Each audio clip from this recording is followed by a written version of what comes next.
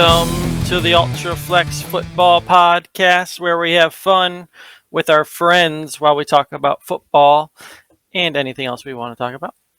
I'm your host, Anthony Sutton. With me, as always, are my friends, Ryan Wheeler. That's me. And Rob Green, who will start us off today. All right, going right into it. Wait. Ryan. Wait. My goodness. How many times I gotta push the button, man? Sorry. Go ahead. All right, got your papers, got your pens. It's trivia time. School's in session. I was so unprepared. We sat here and talked for like 20 minutes before we got on, and I wasn't even ready. So as I kind of was alluding to earlier, I think this is the easiest question we've had yet. I don't know if that makes you confident or nervous, but... Extremely nervous. I like it. You ready? Ready. Question 1. Whose face is on the $20 bill? Oh, no. I haven't looked at cash in forever. I know, dude. What is That's the only reason $20 that bill? it's a little bit harder maybe than it would have been a few years ago, because people don't use cash as much as they used to. Any guesses before I give you some choices? Oh, crap. I forgot I said we should do that. You did. You did. This was your idea. I'm going Jefferson. I was going to say Thomas Jefferson. Okay. Well, let's give you some choices. 4 choices. A. I hope he's one of them. Alexander Hamilton. B. Andrew Jackson. C. Thomas Jefferson. Or D. James Madison. Why do the first 3 all sound right? I was going to say, now I have to say C now because that's what I guessed, but I feel like Jefferson's on a coin, and I want to say it's Hamilton now, but I'm going to go... I was thinking it might be Hamilton too, and now I need to catch up. But I did say C. I got to go with C. I'm going C. C is final answer for both of you? C. Yep. Oh, you're both wrong. Oh, no. Thomas Jefferson is on the rarely seen $2 bill. Oh. The answer is Andrew Jackson.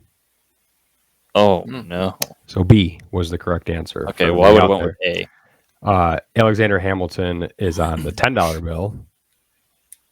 And James Madison is on the discontinued in 1969 $5,000 bill. So who was cashing, or who was like taking out $5,000 bills? Yeah, I don't know. So I was curious, and I kind of looked up what other bills there was, and it looks like the biggest was a $100,000 bill, which never actually was in circulation, and that had Woodrow Wilson on it.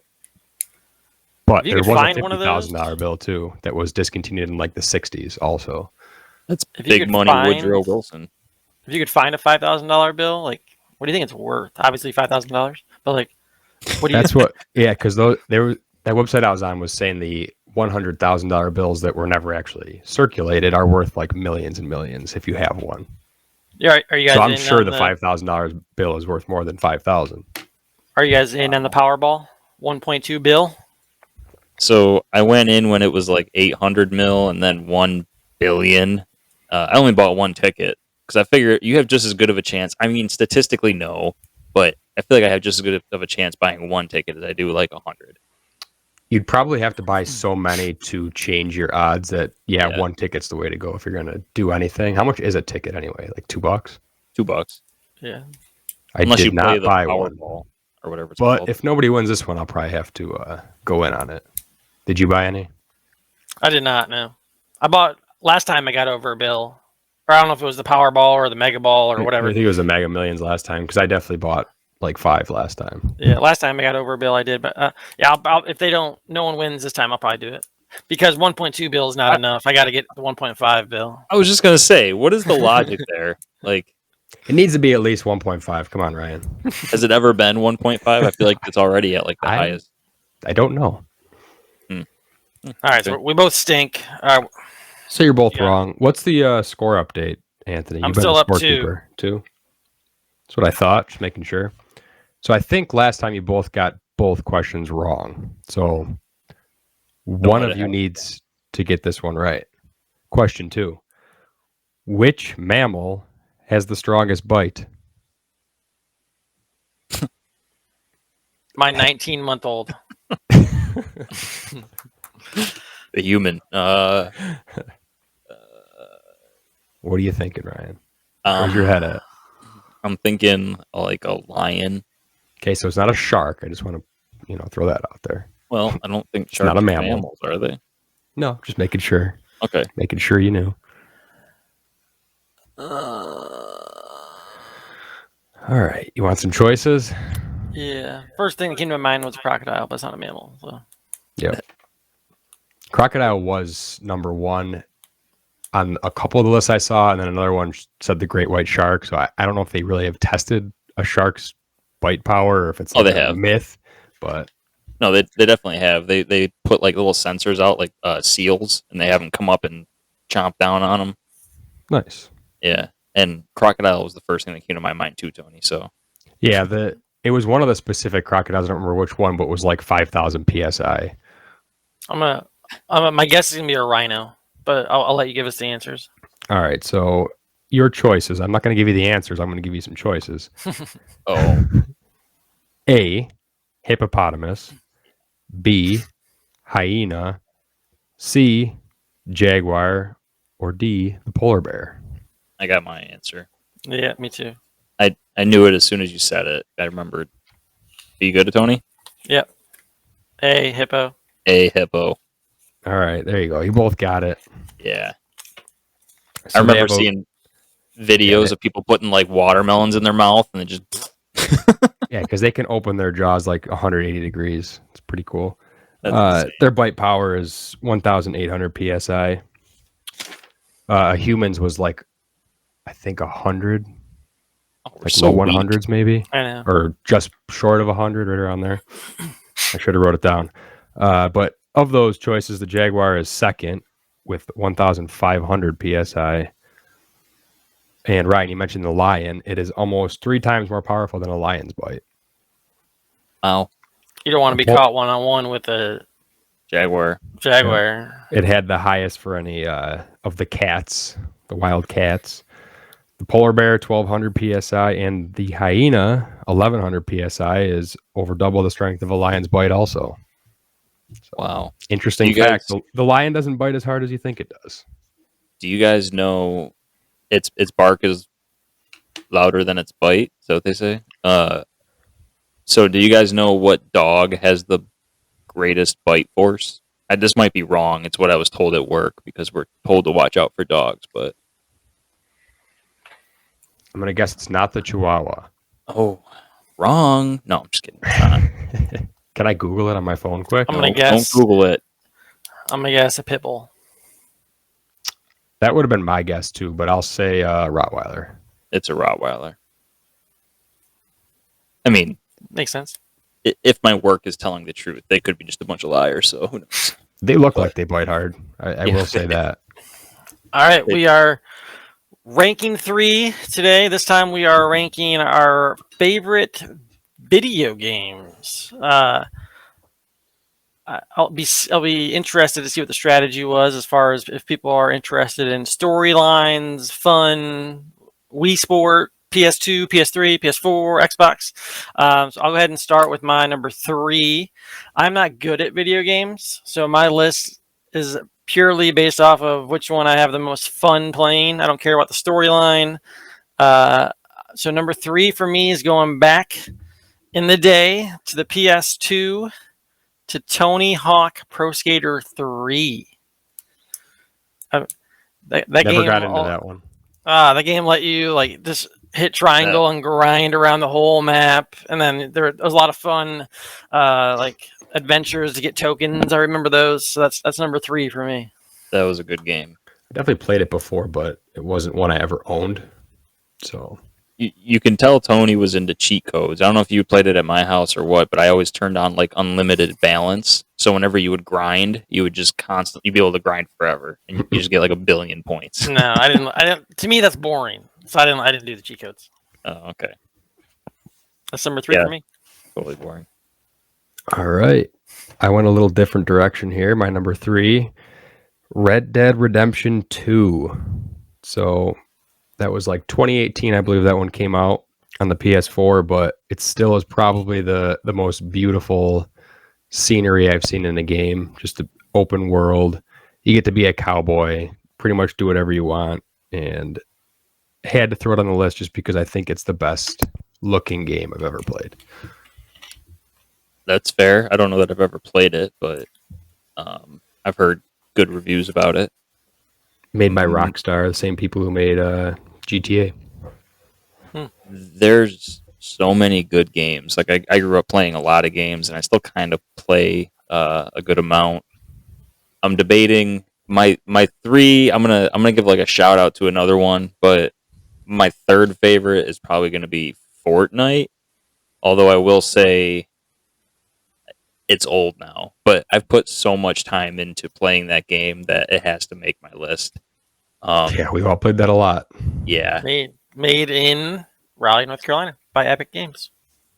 Nice shout out there. But I was gonna say Elden Ring because that game I found that game fascinating. I went through and I did so many playthroughs that like you said, the scenery, just the graphics on the PS5. It was a fantastic game. It was a lot of fun. That those two are my number 3. They share. Awesome. Got a tie for number 3. Yep. Number 2 for me, again, I can't remember if it was PS2 or PS3. We're going back to ATV Quad Power Racing 2. PS2, baby. Ryan and I played a lot of this in college, our freshman year. A lot of kicking people off of their four-wheeler, a lot of front flips, back flips. So, ATV Quad Power Racing 2. I'm impressed that you remembered it was Quad Power Racing because there was like ATV Off-Road Fury, which was pretty good too, but ATV Quad Power Racing was sick. Better. Yeah. So what system was that for? I feel like that was PS2, right? Yeah, for sure. Because I know I had that one for the PS2, but I think I also had one for the original PlayStation. Most of my games, I don't play it as much as I used to, so most of my games are older. I almost put it, honorable mention for me was Twisted Metal. So I hope I'm not ruining one of your guys, but Twisted Metal on the PS2, good. I remember Twisted Metal on the PS1. Throwback. I tried Twisted Metal on I think the PS3 or 4, and I thought it was terrible, so it didn't hold up. I just got it on the PS5. Like you could download all these retro games, but they're like free.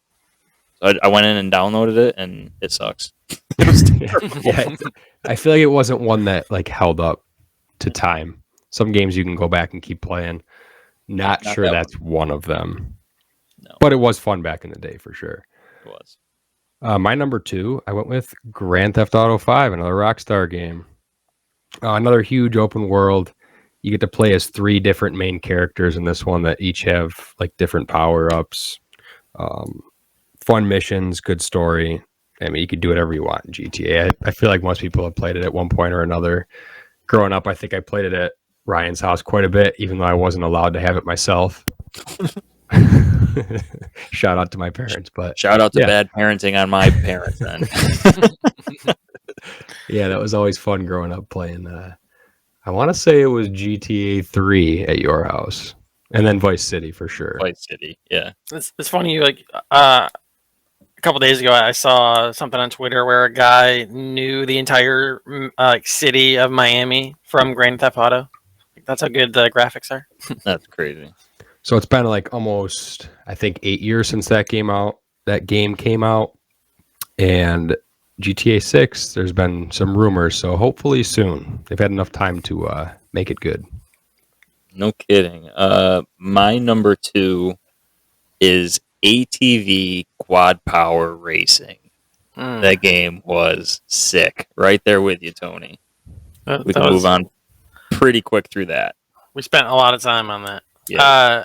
Number 1 for me, I don't have any sports. So typically, growing up, I played a lot of Madden, a lot of NHL. None of them made the list for me. Number 1 is the original Call of Duty Black Ops. To me, that was the best zombies I played a lot of zombies when that came out, and the multiplayer was good too. So I had a lot of fun with the original Black Ops. Yeah, we did play quite a bit of those zombies. I wish I would have been able to put Madden on this list because I used to love it so much. Bro, Madden. But it's so bad now that I couldn't even put it on my top 3. But when I was growing up, I used to play that so much. Like so many franchises, so much time spent. Yeah. Drafting and playing. College football was close to being top 3 for me.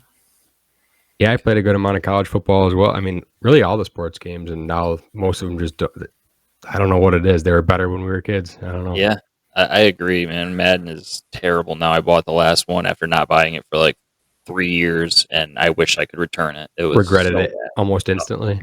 What a waste. Well, moving on from that, my number 1, I went with a series of games, and I went with the Fallout series. If I had to pick a specific one, I'd say Fallout 3, because that was for sure my most played game of all time. The PS3, probably about 2008, we're in high school. Lot of late nights playing Fallout 3. I love RPGs, probably my favorite type of game. There's just so much character customization in it. Customize your weapons. You can find everything, open up crates, whatever you want to do. And just the ability to affect the storyline with your decisions is always something that I enjoy doing. And Fallout has a lot of that. Fallout is legit. I've been playing Fallout 76 recently, and when it first came out, it was awful, but it's actually pretty good now. I had it written down as like a shout out, but you gave it number 1, so I don't need to talk anymore about it. My number 1, I'm sure you guys could probably guess it. I probably put your 10,000 hours in, right? I should be considered an expert in this game. Yeah, I think you've hit the threshold for that. Yeah.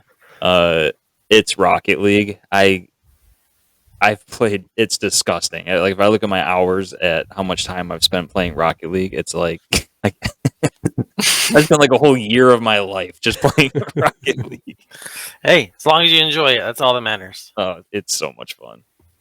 All right. We are the Ultraflex Football podcast, so now it's time to talk about football. Rob started us out last week, so Ryan, this week, when I say football, what comes to your mind? Trades.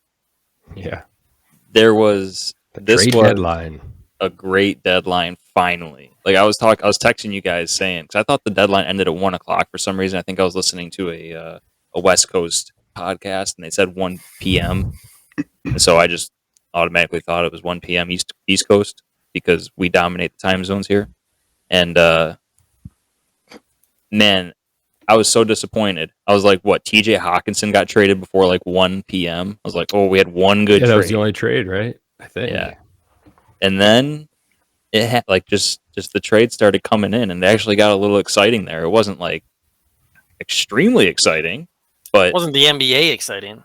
No, it wasn't, because there was no like, I mean, I guess you can count Bradley Chubb as like a superstar or it's the best trade deadline, NFL trade deadline we've ever had, I would say. Yeah, it's the most trades ever on the deadline. What did it end up being? Like 11? Yeah. What trade, not fantasy, but what trade you guys think will have the biggest impact as far as like the actual postseason? As much as I'd like to say the Bradley Chubb, I mean, because the Dolphins have clearly shown that they're all in. I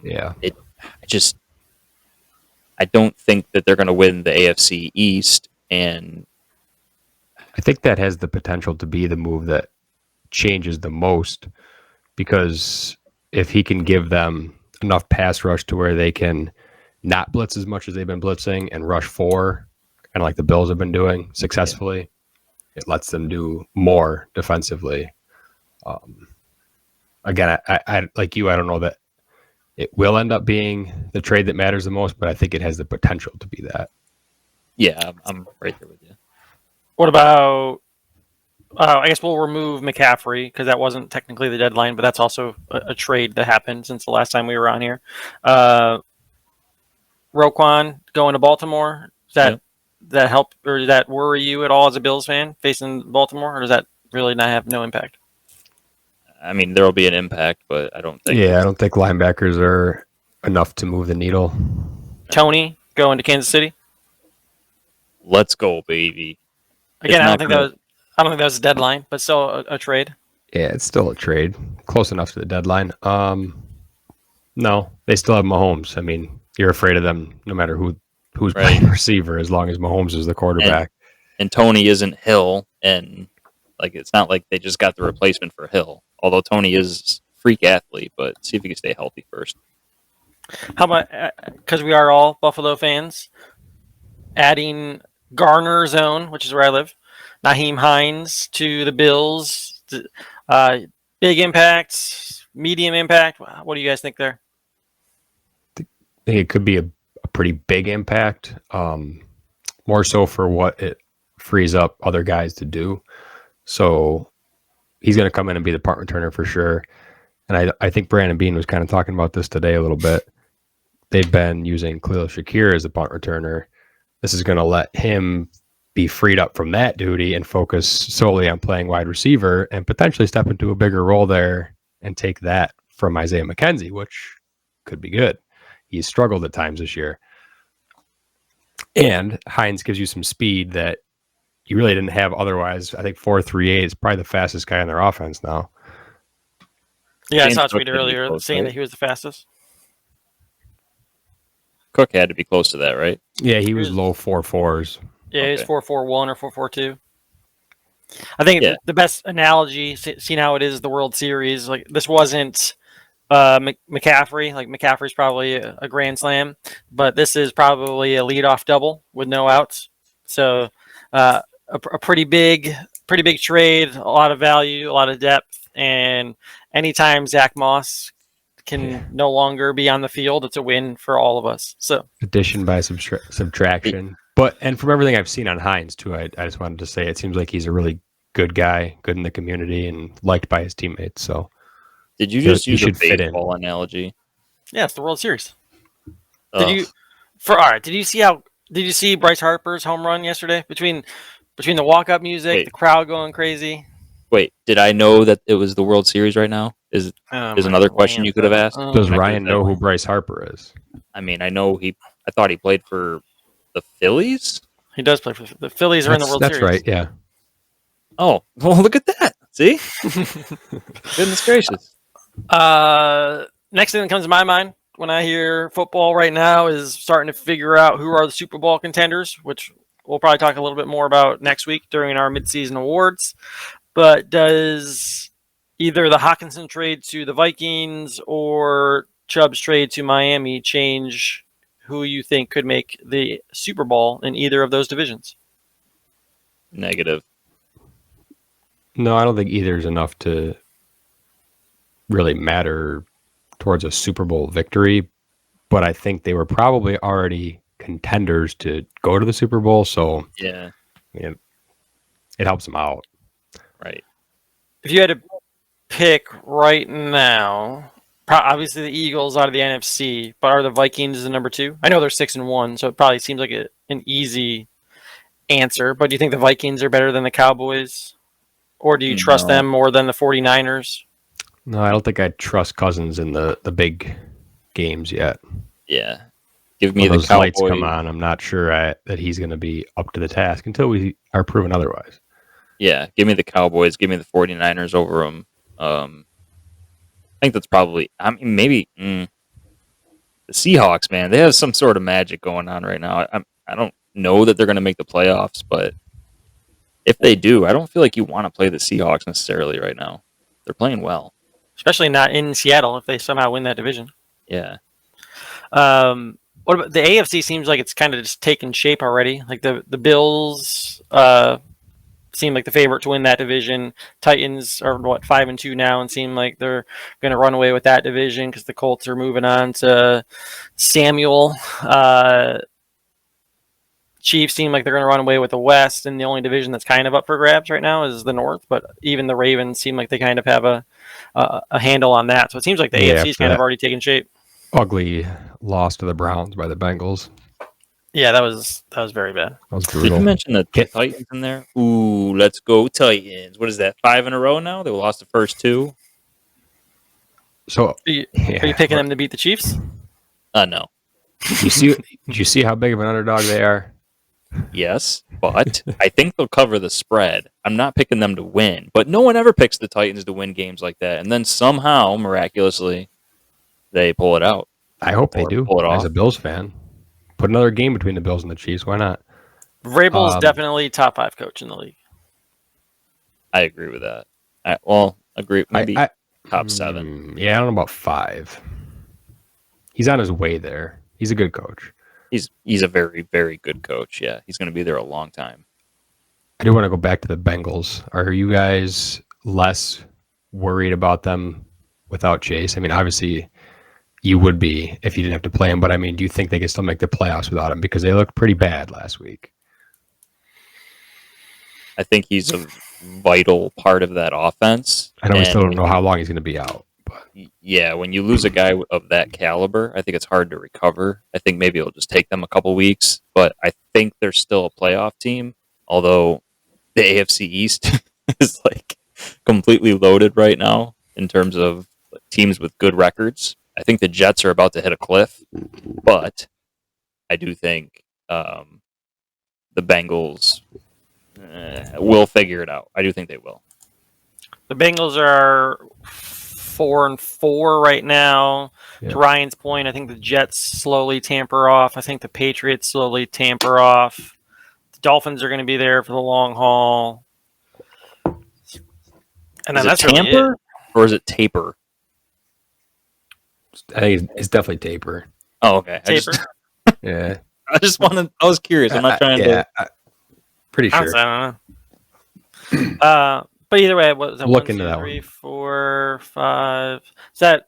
I mean, I think the Bengals are still a top 7 team. Which, again, I wouldn't. That wouldn't be a team I want to play in the playoffs with Chase healthy. It feels like there's a lot of teams that you could say, yeah, I don't want to play them in the playoffs. Like, I think that's just kind of the way it goes for the most part. Because you said you don't want to play Seattle in the playoffs, and it's like, I want to play Seattle in the playoffs, though. Come on. Well, yeah. I mean, of all the teams that are going to be in the playoffs, I guess Seattle's the worst, the least talented team. But you're right. You're right. I guess there has to be some team you want to see in the playoffs, you know? Right. Well, I'll tell you one team I don't want to see in the playoffs. The Bills. If I'm any other team, I am pooping myself, thinking we are going to have to play the Bills at some point to get to the Super Bowl if you're in the AFC. So what are the teams that would be that to you besides the Bills? Bills, Chiefs, Eagles? Is there anybody else? Teams you don't want to play? Do the Eagles even fit that? You're just like deathly afraid. Like, oh, we're in trouble, big time trouble. I don't think the Eagles are that caliber. As a Bills fan, I think I want to play almost anyone in the NFC versus anyone in the AFC. That's what it feels like to me too. Yeah. Again, Eagles, or you tell me the Bengals, and I might rather play the Eagles. I'm not sure yet, but 6 and 7 is likely going to be the Chargers or the Bengals, and I think I'm playing the Eagles before I play the Chargers or the Bengals. Yeah, man, the Eagles haven't beat anybody. Like, let's see them beat a team with a starting quarterback, like when Dak was out, and let's see if they can actually still win those games, and then I think we'll get an idea. But they haven't played anybody. They don't play anybody the whole year. Yeah, it's going to be tough to get a good gauge on them. Yeah. And then I'm definitely playing whoever wins the NFC South. I'm definitely playing whoever wins the NFC North, which is probably the Vikings. NFC West, the 49ers somewhat scare me just because of really just coaching. That is one that I could see. So I think that the Niners are one you wouldn't want to play. Yeah. If you had the choice. College football rankings are out. The only reason I bring that up is because Tennessee is number 1 in the country. Hendon Hooker. I know, it's crazy. It's like the first time they've been in the top 4 at all, right? And they're number 1. Yeah, I'll be rooting. I mean, UNC's 17th, so they're not going to make the top 4. So I'll be rooting for the Tennessee for sure. Someone different. Wow, baby. I'd like it, yeah. You guys, anything else to add to football talk? Well, we have we have a new part to our football talk coming up, right? Something we're going to throw in every week, just as a fun thing. It's not like you guys should listen to our betting advice. I think by now, if you've been listening to our podcast, you know you probably shouldn't necessarily always listen to what we have to say and put money on it. But we're going broke. But we're going broke. So here we go. Our new segment is, I don't know if you guys want to call it anything special. I was going to call it the Confidence Level 10 Parlay. So Confidence Level 10 Ultraflex Football Parlay.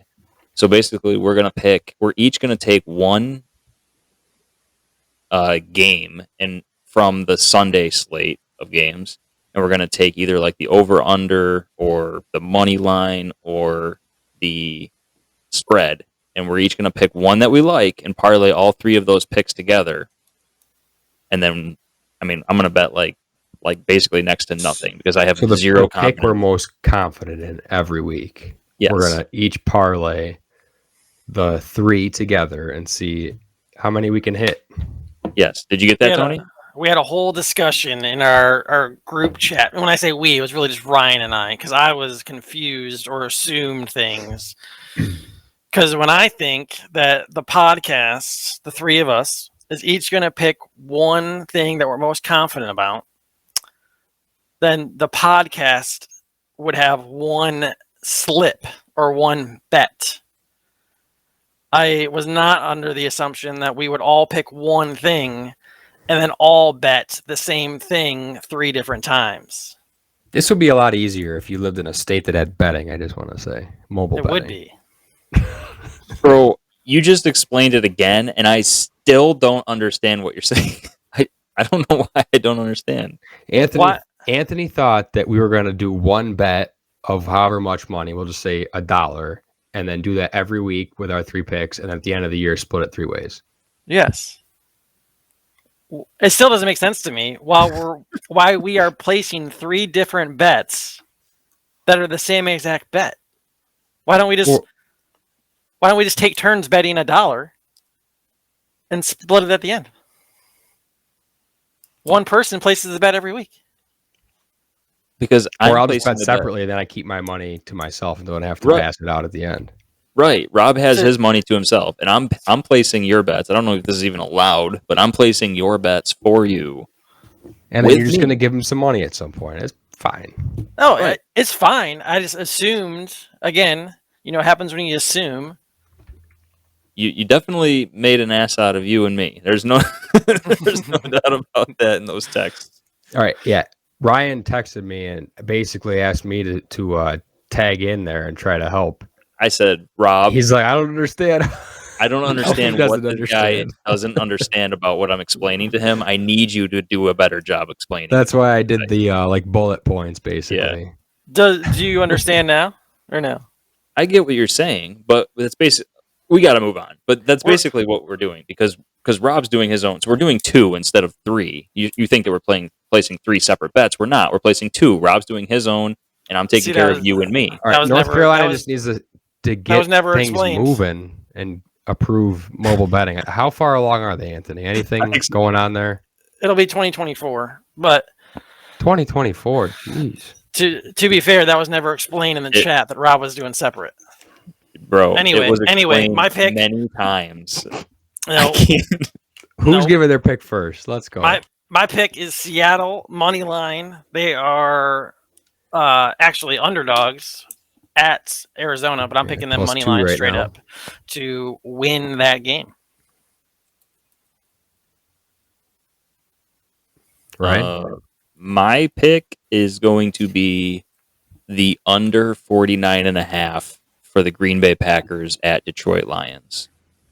The Green Bay defense is really good. The Green Bay offense is not looking like it's all that much. I know the Lions have a bad defense, but I don't know that the Lions are going to be able to score much, and I don't think the Packers are going to be a team that puts up 30 points. So I'm taking the under on the 49.5. And finally, my pick, I'm going with the Bucks -3 at home against the Rams. Brady can't lose 4 in a row, right? right? I would not think so. If he does, it'd be kind of funny, so we can at least laugh about that, even though he lost some money. But they had that close loss to the Ravens last Thursday. It's got some extra rest, so even though it's not coming off a bye, it kind of feels like coming off a bye because they haven't played in like 10 days. And the Rams just got blown up by the 49ers, so give me the Bucks, -3. So we've got Seattle money line, Packers Lions under 49.5, Bucks -3 is +686 if you're interested in placing a bet and losing money with us. If we hit the first one, there's going to be some expectations, though. So I know. Maybe it's best to lose one. Sorry, true. Brady. You got to lose 4 in a row. So another thing we're going to be doing, we're not going to be doing it on the podcast because we don't have the odds yet until like Saturday. They don't put out the odds this early. But we're going to be doing a 3-player touchdown scorer parlay. So we're each going to pick one player that we think is going to score a touchdown. And then we're going to parlay those 3 picks. And once again, we're not going to bet much because we're not betting experts. But we're going to put that out on Twitter. We're going to put it out on Twitter so everybody can see what our picks are. And once again, if you want to lose money with us, join us.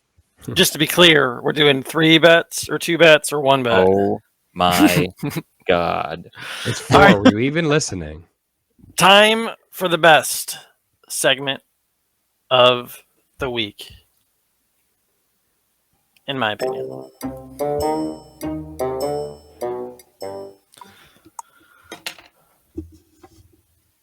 Why are you smiling like that? Did you hear about the restaurant on the moon? There's great food, but there's no atmosphere. That's so stupid. I didn't have a big story for that one, so I just had to go to it. I was waiting for it. No, we'll just jump right. Keep it moving, but get a couple laughs and keep it moving. Jump over to fantasy time. We'll start them, sit them, same format as the last few weeks. I'm gonna start with quarterbacks. My starts. Again, I try to think of this as like people I would expect to have a better week than they normally would, and then people that they would have a worse week than they normally would. Try not to give you obvious advice. So my start is Mac Jones, mostly because of who they're playing. They're playing Indy. They just switched their quarterback. Their Indy, in my opinion, won't be able to sustain drives against New England. So I think Mac Jones will have the opportunity to score some points and at least get a touchdown or 2. I still don't know if JT will be playing for the Colts, which would obviously hinder their offense even more. So yeah, my play is Mac Jones. I fear they may not need to throw the ball against the Colts to win that game.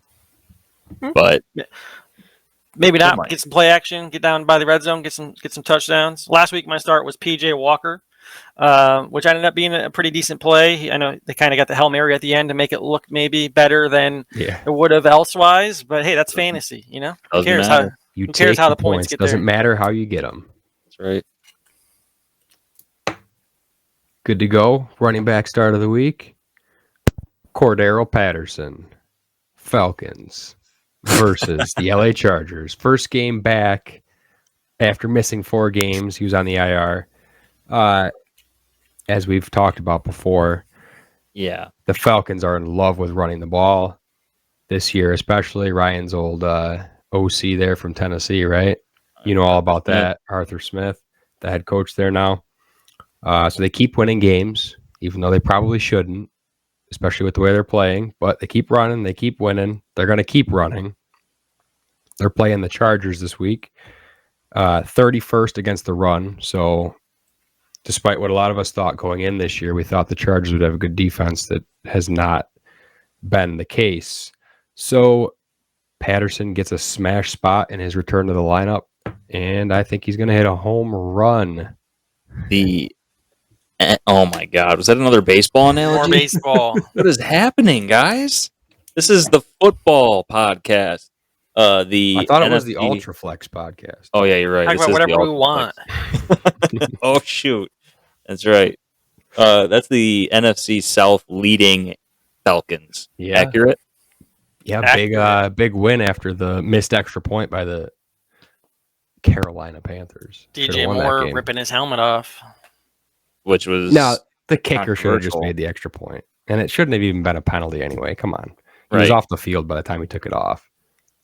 Right. And how many times do they throw that flag when a player's off the field? Like, that was just the most ridiculous. Yeah. And you can say that kicker should have just made the field goal, but it added another level of stress to the kicker. And when you do that, it did for sure, but he still should make it. Yeah. 48 yards. He should have made the kick in overtime. That was 33 yards. Yes. So do you think they should have gone for 2 then? I mean, what were the 2-point? Where would that be from? Was that a 15-yard from the 2 then? So it'd be a 17-yard field goal. Is that a 17-yard 2-point? Is that how they do it? I mean, I've never seen someone try it, so that would make sense. Yeah. So I guess you have to take the field goal, but yeah. I mean, if you're in the NFL, you should make. I don't know what the percentage are. Yeah, I'm curious what the percentage is. Like 85%. Yeah, from 40-ish. But I mean, it still gives you that 15% chance or 20% chance. Yeah, I just when people say like they should have made the extra point, you should have made the 33-yard field goal, but there's like this snowball effect. Like he didn't have to kick a 40-something yard field goal until the wrongful penalty was called. I guess I'm sticking up for the Panthers right now. That was a terrible call. It set the kicker up to add more stress, and then by the time he was in overtime, he was thinking about missing the extra point, which only happened likely because DJ Moore was flagged, and therefore you had another missed field goal, and now the Panthers lose the game, and they should be leading the AFC or the NFC. But if you're the Panthers, you should be happy that you lost. Like, you're not going to be a playoff team. You should want the better draft pick to get a quarterback, right? So they were talking on the radio down here about how DJ Moore, obviously he didn't, but it was smart of him to strategically take his helmet off and get the 15-yard penalty. That way he can have CJ Stroud throwing him the ball. There you go. Conspiracy. There you go. Ryan, who you got? Rob, did you want to tell us who you had starting last week, or did you not have that written down? Oh, yeah. I didn't have it written down, but I do have my sheet from last week. I had Raheem Mostert as my start of the week last week. He didn't do great, but it's how it goes sometimes. I think he had like 8 points. Yeah. Didn't get the touchdown. Yeah. So if you listen to this podcast for any length of time, you know not to listen to my advice. I told you all to start prime time Gabe Davis. I did assist in that. I told you Gabe Davis could be a good one, so I apologize for that too. No, it's okay. I'll take. I decided to go with your advice, and that was 100% on me. Primetime Gabe Davis had a whopping 5.5 points in full PPR. So this week, let's go. I decided I'm gonna try to do something. So like, if I'm suggesting that you should start a player, then I want to have someone who's ranked higher than them for the season as someone to sit. So I want to basically, if that makes sense. So I have Curtis Samuel as my start. He's the wide receiver 22 currently. He's averaging 6 targets, 4 receptions, and 50 yards with Heineke at QB. So we're looking at about 10 points. Hopefully get in the end zone, get like a 16-point game. And so like I said, he's the wide receiver 22. Is it okay if I just jump into my sit real quick? I can go through it real quick. Yeah. My sit for this week is Tyler Lockett. I believe he's the wide receiver 12 at this point, which is funny because earlier in the year when they were playing the Cardinals, I said, you have to start Lockett. He's averaged like 35 points or something like that over the last 3 times they played them, and then he put up a stinker. He put up like 2 points or something like that. He's had 2 games this year where he was held to 2 catches, or he had less than 5 targets. Week 1 against Denver and week 6 against the Cardinals when he was held to 2 catches for 17 yards. So, like I said, I said to start him that week. So now I'm getting my payback on him, and I'm saying bench his butt for Curtis Samuel if you have the option. The wide receiver 22, put him in for the wide receiver 12, and my sit last week was Dubs, who had 16.2 points, so I should have swapped primetime Gabe Davis and Dubs, and I would have looked real good. Yeah. Rob, you can go ahead with your running back. Running back sit of the week is the Baltimore Ravens running backs versus the Saints on Monday Night Football. So the reason I say the Baltimore running backs is because we kind of don't really know yet if Gus Edwards is going to play. He is questionable with a knee injury after it appeared like he was taking over that backfield. Kenyon Drake took advantage of Edwards' injury last week, had 18 points. But it's tough to say who's going to get the carries on any given week. They still have Justice Hill back there as well, who they seem to like. And on top of all of this, they play on Monday Night Football. So we're not going to know ahead of time if Gus Edwards is playing. For you to leave in your lineup, you're probably going to have to put somebody else in there instead of him. So it's just a headache. Just save yourself the trouble and just put all the Ravens running backs on your bench this week. I like it. My sit last week was Geno Smith, which he did pretty good. He had, 200 yards and 2 touchdowns. So not a monster game, but an average game. So probably missed on that one. My sit this week is going to be Matt Stafford. They are playing Tampa. Tampa has one of the better secondaries or defenses in general in the league. Cooper Kupp's a little banged up. So if he is at all hampered, he is their offense. So that would be a struggle for Matthew Stafford.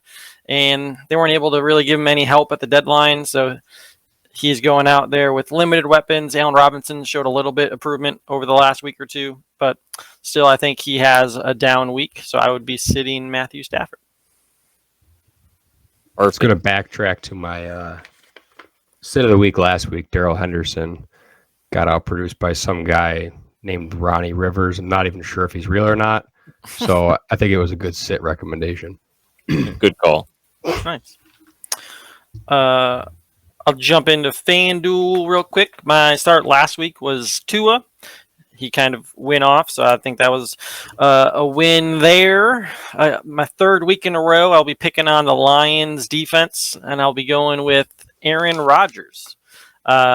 He is the 11th. There's 11 QBs that are more expensive than Aaron Rodgers, whatever that is supposed to be said correctly. But he's only $7,000 on FanDuel. He is going up against a team that he's played 1 billion times at this point. And I think this is mostly me trusting Rodgers to somehow score 2 or 3 touchdowns. So anytime Rodgers is a bottom half quarterback, because typically I look at the Sunday games that are between 1 and 4. So being that there are 11 QBs that cost him more money, he's technically a bottom half quarterback. I'm going to choose Rodgers to come out on top of that. So Aaron Rodgers. Nice. Aaron Rodgers. My DFS play of the week this week. I guess I'll recap last week before I forget again. Kenneth Walker had a touchdown, 50 yards, got you about 12 or 13 points. Not great, but we'll see if I can bounce back this week. I am paying up for Mr. Austin Eckler this week versus the Falcons. Number 1 salary on DraftKings, $8,800. Can you guess where he is on FanDuel? 9,500. Number 1 on FanDuel, 9,400. But I don't even care. I'm paying up for him. He's got at least 25 fantasy points in 4 straight games. Fresh legs off the Chargers bye week. Facing a Falcons team that just allowed Deonta Foreman to rush for 118 yards and 3 touchdowns. I'm not scared of the price tag. Pay up for the elite running back. Let's go. Put some respect on Deonta Foreman's name. Former Titan. That guy is a baller, man. He's a good football player. He runs hard. That torn Achilles is impressive. That's right.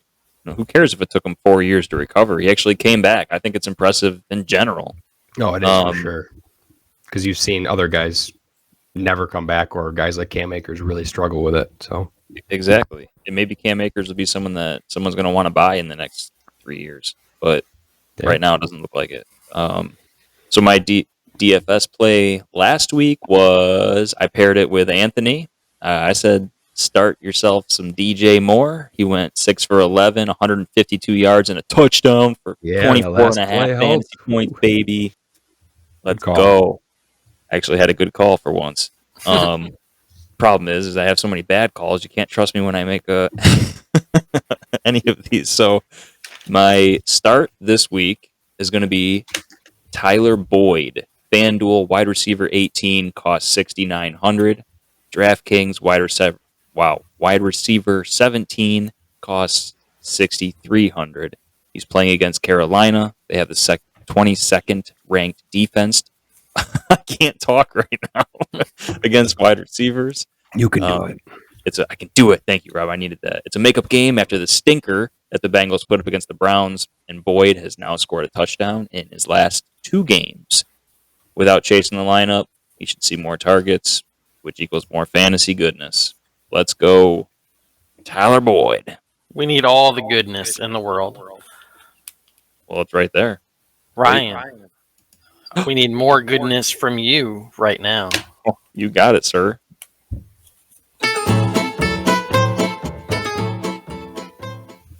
Did you know that a brain freeze is caused by the body's innate sense to try and warm the mouth and throat area as fast as possible? So the blood vessels throughout your head expand to let extra blood into the area to warm it up. It's the quick change in the size of the blood vessels that causes the pain. I didn't know that. Did not. But now I know. That is an interesting one. Just dropping facts. That's why we tune in. Brain freezes suck. Dude, they hurt. Now we know why, yeah. Because your brain, your whole head is expanding. It'd be kind of funny if your head actually got bigger too, but it's beside the point. I like it. Good knowledge. Thanks for always teaching us something. We're going to jump over to pick some games. Last week was a rough week for myself. I finished in last. I finished with 7 correct picks. Rob and Ryan both tied with 9. So for the season, Rob has a commanding lead at the moment. He has 71 correct. I have 58 correct. And Ryan has pretty much caught me. He's at 56. So we are neck and neck to grow out the mustache. You have started that, right? I have. You can't tell? You got what? Literally can't tell that there's any mustache. 10 weeks to keep growing it out? Yeah, it's November. So, Ryan, since you're in last, you get to pick the order that we pick in this week. What do you want to do? I want to go first again. I don't like having the pressure of your guys' picks before me. It makes me think a certain way. Last time we did this in about 2 minutes, so I want to see if we can do that again. Are you guys ready? Who's going second? Oh, I'm sorry. It's all about number 1, apparently. We're going to go with Tony. I want him picking after my pick. Make it all stressed out. Let's go. All right. Let me get it open here. 5 weeks are the Broncos, Browns, Cowboys, Giants, Steelers, 49ers. Yeah, 6 teams on bye this week. So we got a few less games. Thursday night football. Philly at Houston plus 14. Philly.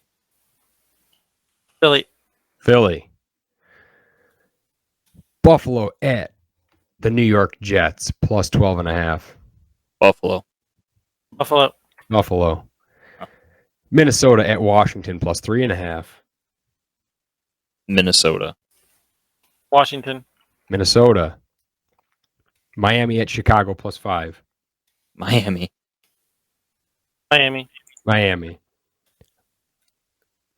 LA Chargers at Atlanta Falcons plus 3.5. Atlanta Falcons. Chargers. Carolina at Cincinnati minus 7.5. Carolina. Cincinnati. Carolina. Green Bay at Detroit plus 4. Green Bay. The Packers. Indianapolis at New England minus 5.5. New England. New England. Got the Raiders at Jaguars plus 1.5. Raiders. Jaguars. Raiders. Sticking with them. Seattle at Arizona -2. Seattle. Already gave that. Seattle. Rams at Buccaneers -3. Buccaneers. Bucks. Tampa Bay Bucks. Titans at Chiefs -12.5. Titans. Kansas City. Take the Titans. Baltimore at New Orleans Monday Night Football. Saints +2.5. Baltimore. Baltimore. Yeah, I'm on Baltimore too. How'd we do right. time-wise, Ryan? 2 minutes. 2 minutes All and right. like 20 seconds. We got a lot of the same picks, but we got a couple there. I like it. Our dog of the week last week lost, so unfortunately we are 1-3. More specifically, I guess I am 1-3 because I picked the first 2 games by myself. First 3 games by myself. 2. I don't know. We were all in on the Jets last week. That didn't work out. But that doesn't matter. The only thing that matters is posting cute pictures of dogs. And we need some more pictures to post. We've got some that are lined up for this week and next week, but after that we will need some more. So send them in. Last week we went with Steel, and he even had a Bills logo painted on him, airbrushed on him, which was cool. So send in your photos on Twitter. We are at Ultraflex FP. Ultraflex Sutton. Ryan is Ultraflex Ryan. Rob is Ultraflex Rob. So send them in, and you could be the dog of the week. All that being said, we are going with Seattle +2 to not only cover but win. And now we'll go over to the listener question of the week. Ryan.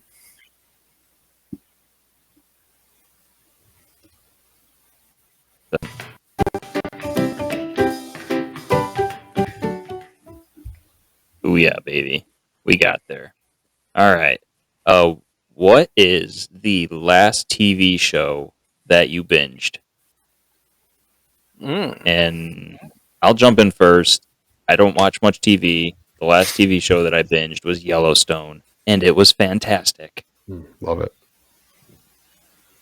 Also don't watch much TV, but we did watch The Terminal List, which was very, very good. It's only 8 episodes, so I was able to get through it in like a day or two with Chris Pratt. And the military is corrupt, and he goes on a killing spree and kills everyone. So Lovely. Family show. I watch a decent amount of TV, I would say. I watch a lot of shows.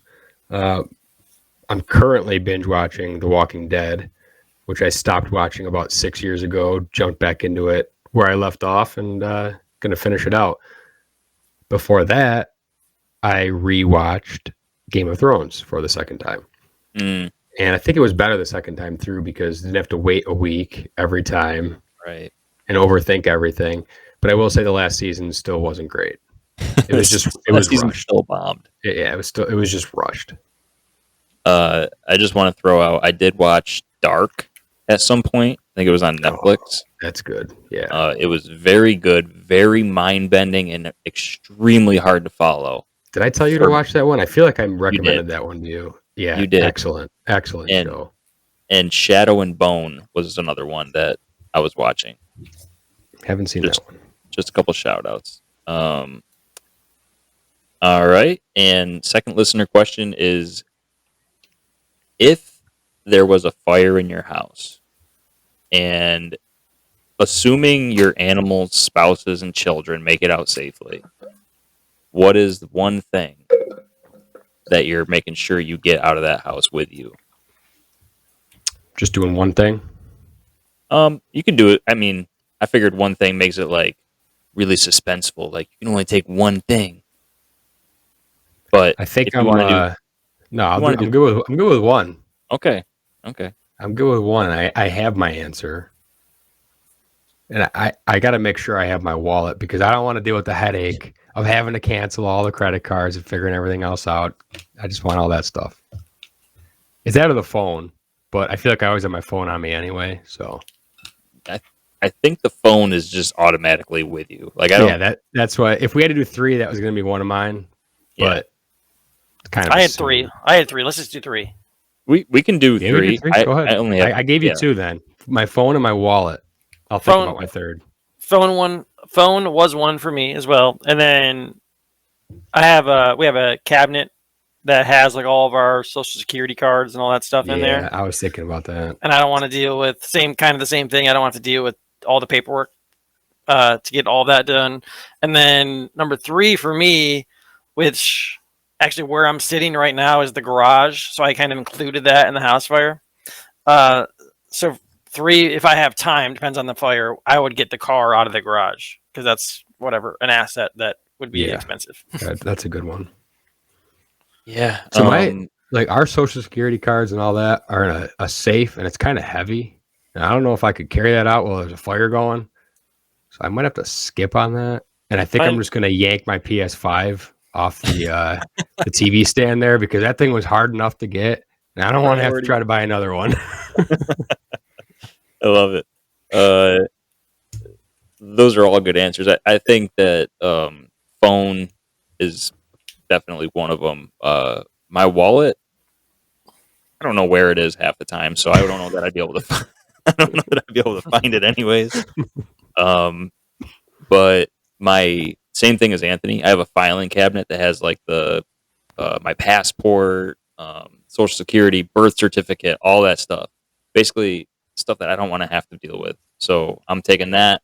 I'm throwing that over my shoulder. I'm running out with it, and I didn't have a third one because I was only going to do 1. But Tony, I love your idea of a car because if I just lost my house, I want to be able to get places still. So I don't actually have a garage in my current house, so technically I probably don't have to save my car. But I'm going to move my car further away from my burning house. That's for sure. So I guess the keys. I'll say you can say the keys. Make sure you just get out of there safely. Yep. I thought about that one. Yep. My filing cabinet's actually right next to me, and as you can see, if you're watching on YouTube, there's a window right behind me. So I would literally just pick it up and throw it out the window. Nice. And then I would go grab the kids and run out. Cool. Those are the 2 questions we have this week. Rob has one thing. I have one thing that I forgot to mention that I did want to bring up. So with the trivia time every week, I test out my questions on my wonderful wife, and she said I had to shout her out this week because she got both correct. And not only that, she got both correct without being given any choices. So she definitely one-upped you guys this week. That's genius status right there. Yeah. You can't compete with that. I'm trying to figure out which one's more impressive. Probably the $20 bill. It's the $20 bill. Yeah. So when I was knowing which one is which is impressive to me because like I feel like I could name who's on the Bills, but I'd be like, I don't know which one's which. Right. Like you got Washington. Obviously, you got Benjamin Franklin on the 100. That's the only one that, besides Washington and Franklin, are the only 2 that I know. Yeah, good. Who's on the $5 bill, Ryan? For Sam. Andrew Jackson. No. Really? Anybody? Abraham Lincoln. Oh, I did know that one. I thought he was the penny. He is the penny. Yeah, he is, isn't he? He gets 2? What the? Yes. An important man, I guess. He was pretty important. Yeah. Yeah. So there you go. I had to get that shout out in there. Again, follow us on Twitter or any of the other socials. On Twitter, we are Ultraflex FP, Ultraflex Rob, Ultraflex Ryan, Ultraflex Sutton. You can find us anywhere you listen to your podcasts. We appreciate it. Next week, we'll be doing our mid-season awards, so tune in for that.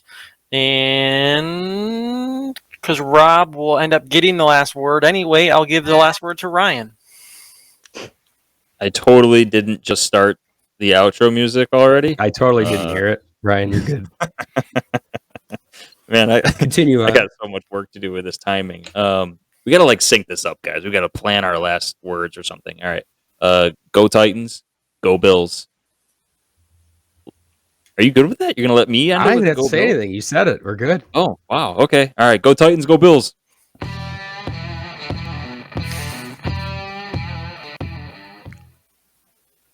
Yeah. Go Bills.